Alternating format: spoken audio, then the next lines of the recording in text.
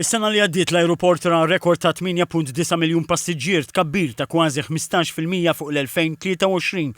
Il-qlieħ kien jisbuq is-46 miljun waqt li dħul kien kważi ta' 143 miljun euro, żieda ta' 18.8%. Fil-preżentazzjoni tar-riżultati għas-sena li għaddiet, il-kap eżekuttiv tal-MIA L-Ajruport qal li dħul kummerċjali żdied ukoll bi 15.5%.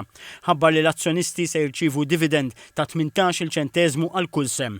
Elenka riżultati oħrajn li kiseb l-Ajruport fosthom żieda ta' 14% fis-seat capacity għal total ta' 10.4 miljuni. Sodisfatti ħafna bda l-andament ovvjament. Palma ħabbarna llum kellna profit record ta' 46 miljun euro. Minn dawn il-46 miljun euro nkunu din nqasmu f'dividends 24 miljun euro u jisostnu wkoll l-investimenti kbar li aħna nagħmlu fl-infrastruttura tagħna.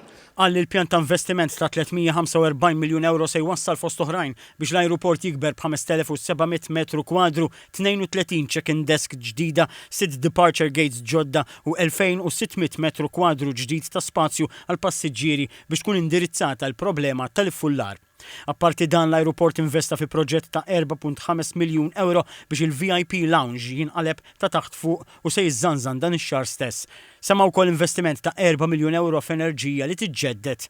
Għamilna proġetti diġà fit-terminal biex intejbu l-esperjenza, fil-fatt l-arrival routes ġol airport minn ftit xhur ilu inbidlu kompletament, kabbarna l-baggage reclaim area, kabbarna il-pożizzjonijiet tal-parking tal-ajruplani bej Brunate b'8 pożizzjonijiet ġodda, ġifieri maħniex qed nieħduha easy.